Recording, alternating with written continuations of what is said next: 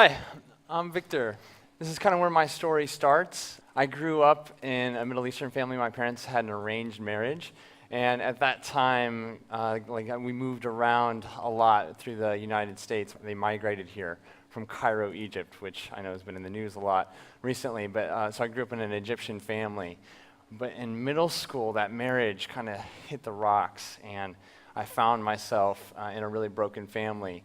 And what should have gone into a really tumultuous kind of high school career took a really great turn because of some really amazing mentors, teachers, and friends. I spent my high school years around some incredible opportunities, within some incredible opportunities, traveling, doing trips overseas, service trips in Nicaragua and Addis Ababa, and working in an orphanage in Asyut, because these guys saw some of my opportunities to serve others and my heart spots, and kind of moved me away from some of the decisions I could have made into better decisions. And I thought, I have to go do what these guys do. So I brought my divorced parents into the same room and told them I wasn't going to become a doctor, a lawyer, or an engineer, the three options that were on my checklist, and that I was going to go work with students. And I did.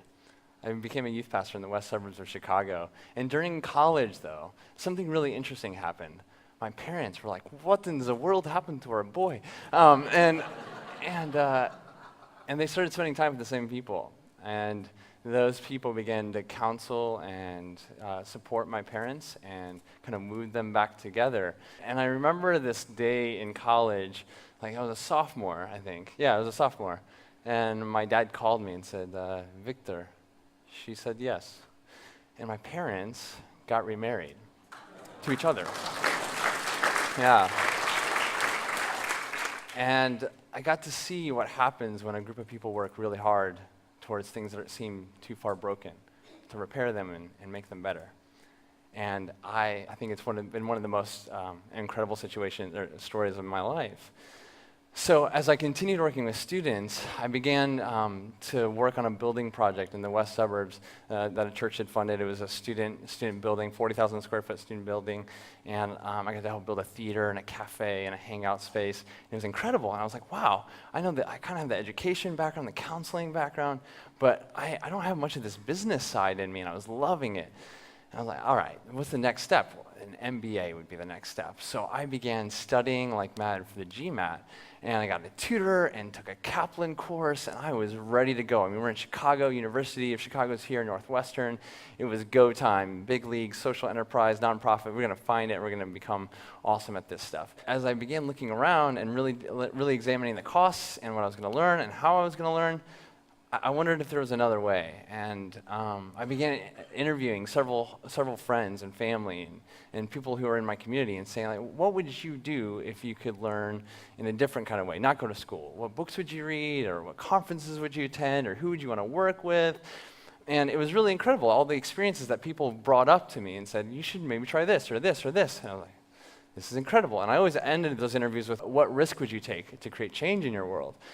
And that began like a whole series of conversations about things that people wanted to do. So it wasn't just talking about me anymore. People were bringing up things that they wanted to experience and learn about and change and improve. So it was just coming together really well. And I thought to myself, well, maybe if I could get enough people to support me, like maybe if I wrote about a year of learning, that I could create like a blog and a newsletter and people would subscribe to it. So that's what I did. I created a newsletter and people subscribed, $10 a month. Some people gave more, some people gave less. And I got just enough of a stipend to leave a job that I loved and create something called the Leap Year Project.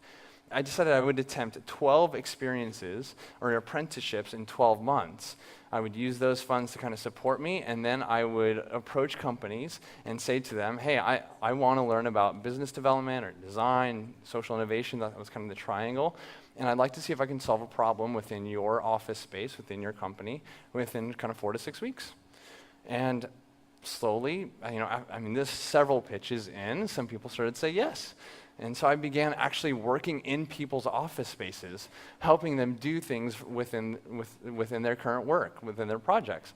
So sometimes that meant helping a design agency vet all of their nonprofit work and figure out the system by which they get involved in the community. Sometimes it meant helping a nonprofit do a video project, kind of a marketing campaign. Or I got to work with Alex Bogusky and working on his new startup called Made. It was just a series of things, and people referenced me and moved me forward. And what happened, though, is I went through Leap Year Project and did my thing. There was a bit of a gravity, a bit of a magnet to it, and other people began taking risks and posting what leaps they were going to take. And I committed that by the end of the year, I would compile these stories into a final project of what it meant to take risks, to create change, and to learn. And so that's what we kind of did. The blogging platform and the newsletters kind of became my papers to my community. And the book that we did at the end, my final project, a 12-chapter book about the risks I had taken and then incorporating themes that leapers had learned along the way, that became my kind of modern-day dissertation. And then just to take it one step further, I staged my graduation at the local TED conference. And so, just really had a ball with all of this, right? Just kind of rethinking everything, reimagining how could we make this all work together, kind of using some of the same terms, but then, putting a little bit of a flair on it. So from there, though, we kind of began to wonder, how might we make experiences a credible form of education? I mean, everybody knows it's valuable, hands-on learning and working alongside people, but what age group does it fit for? And how do we handle different parts of education? And who is the best kind of student for this kind of thing? So here's kind of what we've been working on. 2 years ago, I set out to pursue an MBA, and my friends and family were thrilled. But soon, I realized the prices and the options didn't fit. I began to wonder if there was another way, a way to put together my own MBA, made up of real-world experiences. People were a bit skeptical. They understood the idea of learning from an institution, but when it came to learning from my own set of experiences, they just didn't see it. So in 2012, I took a giant leap. I quit my job to attempt 12 apprenticeships and experiences in 12 months, all revolving around design, business, and social change. I also invited other people to use that year to take risks and create change in their own world. Together, we called it the Leap Year Project. During the year, I worked with some incredible companies and individuals, including Threadless, Alex Bogusky, an architecture firm in Seattle, a clothing company in China, even a farm in Costa Rica founded by friends from NASA and Virgin Galactic. It was clear to me, traditional higher education wasn't the only way to learn. And through these experiences, I had the chance to explore another way. I built a wide network. I added real-life skills way beyond my original focus, and I even got a glimpse of ways I can make the world a better place. Those experiences did more than just educate me. They changed my life. Now, we have an amazing team of mentors and friends, and together, we're building a new type of school. It's called Experience Institute, and I'm inviting you to join our founding class. Starting this fall, the first class will begin in Chicago. You'll choose your field of study, and then establish a series of apprenticeships, conferences, workshops, and volunteer experiences. Together, we can build partnerships with an array of new companies, and explore the best ways to scale the idea. We'll end the year by presenting our results with friends and family and potential employers. Look, it's no secret that higher education is changing. Experience Institute is creating a refreshing, new way to learn. So if you're a recent grad, or taking a year off from school, considering a career change, or just someone who's going to spark something great, I believe you can create a valuable, credible education through experiences. And I believe that those who do will learn the tools necessary to transform our world with an inventive spirit. Welcome to Experience Institute.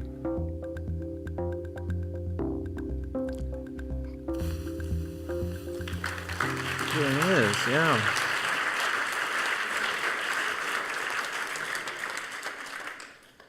So here we are, it's the fall, and the question is, well, did we get a founding class? We did. And we are in the middle of our very first meetup. And so the way that we're kind of going to organize this, at least we started anyway, is that everyone meets in Chicago for a couple of weeks, and we study a curriculum that's around 5 core competencies that we believe kind of fit any field of study. Most of these are grad level students, and the core competencies start with community building, and then self-awareness, storytelling, operations, which is kind of a project management and finance group. And then we end with design thinking as a problem-solving process. We team up with local business leaders as our teachers and kind of have curriculum during the day, projects in the evening, and then research around their apprenticeships at night. We've built a team of connectors, a board, and a team that range from David Kelly and Alex Bogusky and Jake Nickel, people I met across my travels, and they are the kind of, well, connectors. They help students kind of think about what apprenticeships or projects they could possibly do. And so a lot of people have asked me, well, what do you hope? Well, I mean, what does somebody learn? What do they gain by coming to Experience Institute? And I think this is the three things I really hope for our students.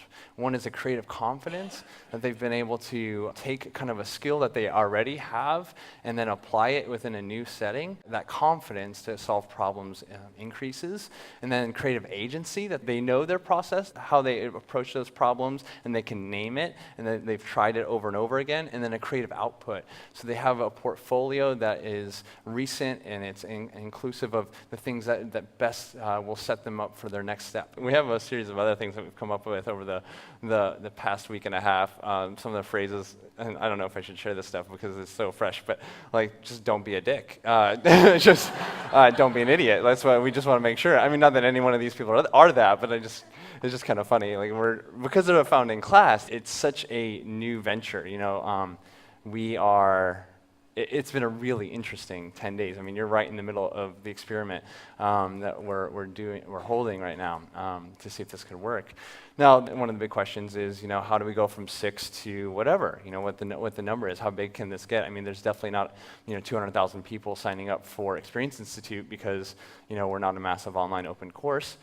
It makes it a little bit hard. We've reimagined all kinds of stuff with dorms, or we're using a really great hostel, our classrooms, our office spaces that people are letting us use. It's been quite the adventure.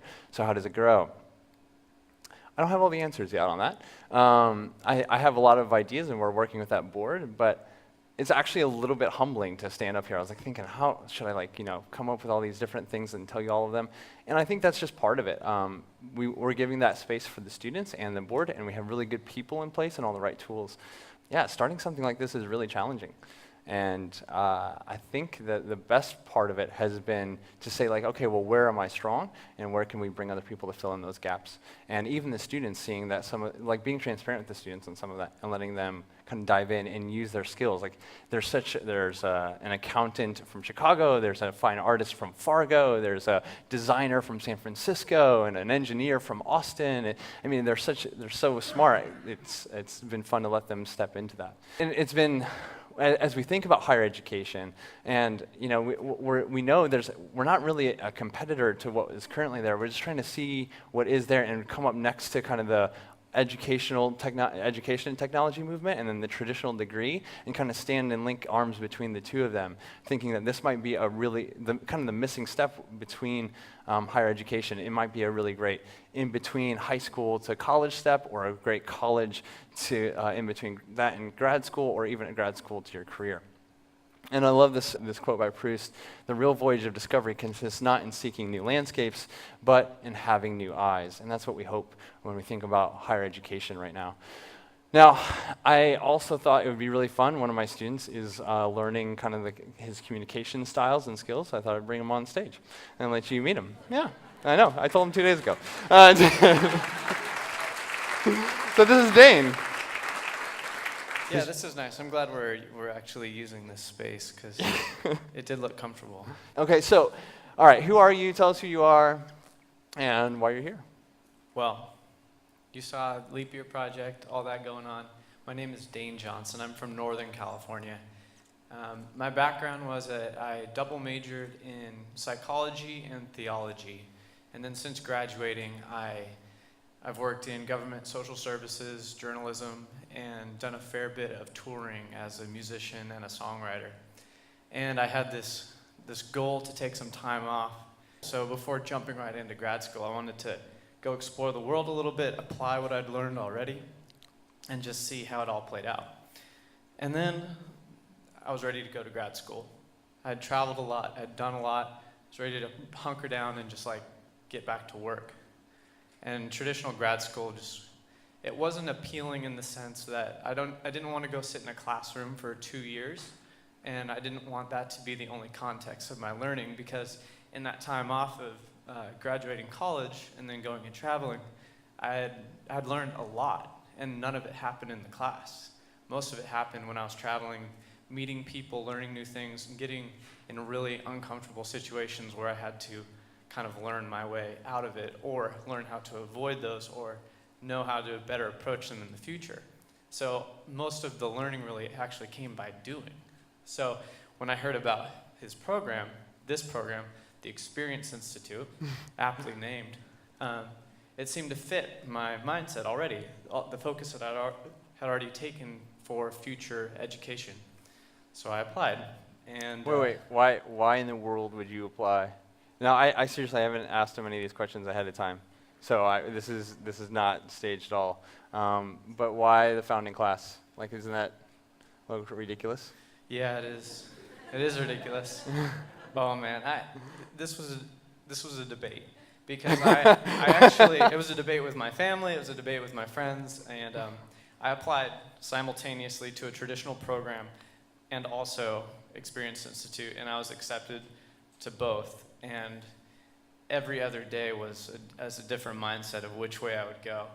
And ultimately it came down to, I had more of a fear and more of a hesitation about going to Experience Institute because there were so many unknowns wrapped up into it. But the mission resonated with me.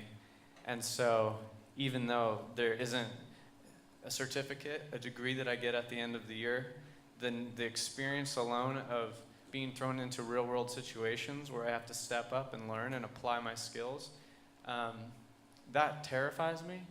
But at the same time, that's exactly how I know I'm going to learn best. Mm-hmm. So that's why I chose EI for short instead of a traditional program. Yeah. What have you learned so far? I mean, the first 10 days, and yeah, how's it been going? It's been a whirlwind of good stuff. It's been so much information. We've been focused on our learning process, how we actually learn. It's incredible that I've been in school for so many years and I've never really thought about that. The challenge has been to pursue a life that I would want to live, and then backfill that life with a career, rather than putting a target title out there for myself and pursuing a career and then deciding like whatever happens in life that's going to follow. So really putting value in the right place. The other thing is community building, which is a huge part of this curriculum. Right. Getting the support around me in order to do it, to have the accountability and the structure to say, hey, this year I'm going to be challenging myself to be a better writer and a better communicator. Right. Cool, that's a good idea, but how are you going to do it? Right. Having people come around me to actually hold me accountable to go after the goals that I set for myself is a huge deal. So I've been learning that too. Great. A little bit of design thinking. Right. The class is so diverse, sharing a dorm room with three other guys, and learning a lot from them because they are pursuing completely different academic goals and experiences than I am. So just talking with them and watching somebody be courageous and chasing after the thing that they want to do is giving me a lot of courage. So we've developed this community and this idea of protecting each other's courage as we chase after the things that we want to accomplish in our academic world and our career life. But it's more about making a good life for ourselves and finding how we can help rather than getting a title or a degree for ourselves. Right. How's the pitching process been, like finding out how to get into companies, like what's going on there? Because that's a big part of this experiences, right? So how have you been able to figure out how you add value to a company and what you can do with and for them? Well, it's requiring me to think outside the box because they're not necessarily cold calls, because there's a lot of partner companies that are supportive of this whole idea of experiential education. But at the same time, there have been a couple cold calls, so it's really just asking the question of being honest and transparent with what I know that I know I can do, and then just being humble and saying, how can I actually help? So it started with actually understanding what the company is doing, projects that they have going on, understanding their process, and being honest with myself to know if I can actually contribute and fit in a way that will benefit them and not just me. Cool. So really asking that question of how can I help? It's been huge. And what's your biggest hope for the year? I want to be a better communicator. I want to be a better writer. My hope is that those will be developed and that the people will hold me accountable, the people who I've been traveling this journey with so far. Yeah. So yeah. Cool. Dane, thanks for being on the stage. Yeah, thanks for having me. Appreciate it. Yeah, give it up for Dane. Thank you.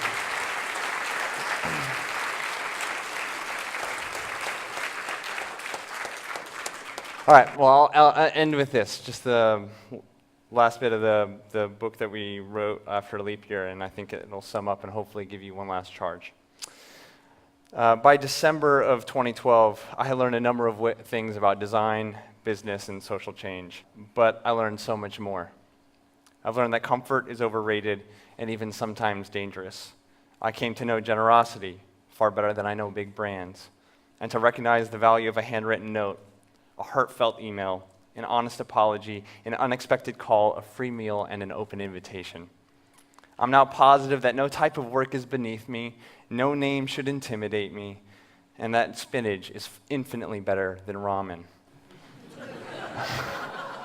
I've learned how to get a good night's sleep on any couch, manage a budget, build a team, wrestle a surfboard, and give until it hurts.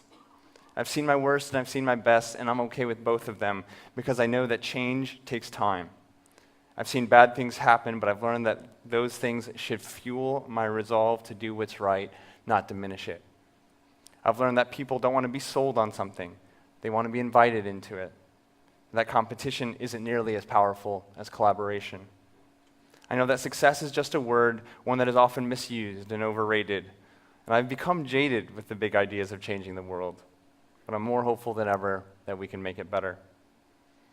But if this year has taught me anything, it's that the most meaningful lessons are learned when our greatest fears are surpassed by our deepest convictions.